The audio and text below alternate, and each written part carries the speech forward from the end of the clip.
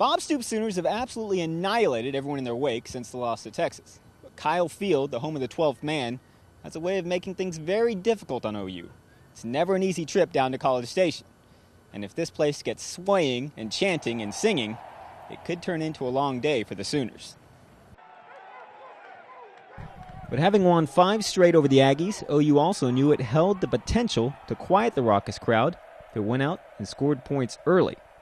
And wouldn't you know it, only the second play from scrimmage, DeMarco Murray breaks off the longest run of the season for the Sooners, a 70-yard run all the way down to the 16-yard line. It wasn't long, 2 plays later, when Sam Bradford got into the act, taking the bootleg down the far sideline and getting in from 15 yards out. OU led 7-0 only a minute and a half into the game. Midway through the first, Bradford would find Murray on a little 5-yard pass. Sooners would lead 14-0. But then under 6 minutes left, Bradford simply hands off to Chris Brown, and he does the rest, going 22 yards for the touchdown. Even junior fullback Matt Clapp got into the act. This 28-yard touchdown catch was the longest of his career. OU led 28-0, only 33 seconds into the second quarter. From there, A&M would put a couple of touchdowns on the board, but late in the second quarter, Bradford would find the fabulous freshman Ryan Broyles. And look at the moves that he displays on this run. Going 46 yards, getting all the way down to the 12-yard line before getting a face mask penalty, a brutal face mask there at the end. That would move the ball all the way to the 5-yard line. From there, Chris Brown would run it in from 5 yards for his second touchdown of the day. OU led 35-14 and 38-14 at the half thanks to a 42-yard Jimmy Stevens field goal. Things didn't get any better for the Aggie faithful in the second half. It's only 4.5 minutes in. Bradford found Broyles again, this time from 23 yards out. For the touchdown, Broyles had 5 catches, 91 yards, and the score. OU led 45-14. Then how about some defense? Keenan Clayton gets the tip and intercepts Gerard Johnson. Johnson had thrown 213 pass attempts without getting picked off. Clayton ends that. OU gets the ball back once again. That's bad news for the A&M fans, because Bradford hands off to Chris Brown for his 3rd touchdown of the day.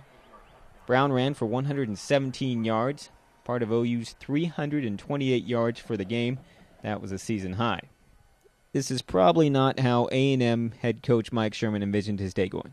But late in the third quarter, it's Dominique Franks for the second straight week, getting a defensive touchdown. A&M backup quarterback now, Stephen McGee, put the ball on the ground. Dominique Franks bobbled it up and took it to 39 yards to the house. OU led 66-21 with 3:54 remaining in the third. As has been the case, OU turned off the Jets in the fourth quarter. Sam Bradford headed to the sideline, and Bob Stoops wished him a happy 21st birthday. Pretty good day for Bradford. He threw for 320 yards with 4 touchdowns. Sooners tally 653 total offensive yards. And the defense plays well also, holding A&M to 26 net rushing yards and only 278 total yards. Just really excited about the way we played. Coming in here, it's never easy, or it hasn't been, and just to put it all together and to play as soundly as we did, just pleased. It was another one of those deals where it just felt like everything we did was right, and we just got in a rhythm, and everything was clicking. And, again, I think we were pretty balanced with the run and the pass in that first quarter, and it was kind of hard for that defense to figure out which one they wanted to stop. I don't think we're peaking. I think that we still got some things that we can work on, touchdowns dropped, all that type of stuff. So, it's still stuff we can get better on. We missed a couple field goals. That's points right there. So, we still can get better in there. We don't want to look at it as we've peaked and shut it off right there. We try to get better. They were good up front. They were just young. We knew we can take advantage of their young defensive line. The linebackers weren't too physical, but they were good players.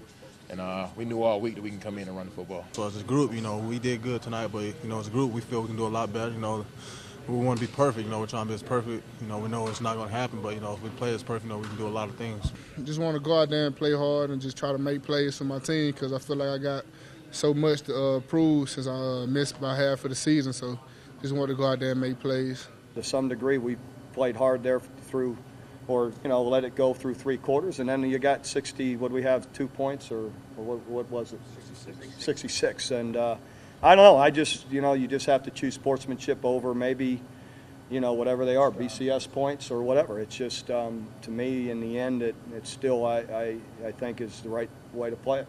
I feel like, we're in a great position right now. We still got, a lot of our goals in front of us, and I think, this week off, it's going to be a big part in how we finish the season. We need to go ahead and get a jump on the two teams that we're playing down the road.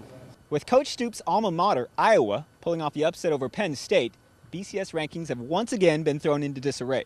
The Sooners will keep a close eye on what happens next week, as they'll have a week off before preparing for two of the toughest teams in the nation, Texas Tech in Norman, and then, of course, Bedlam, Oklahoma State, in Stillwater to finish the season. Reporting from Kyle Field in College Station, Damon Fontenot, News OK TV.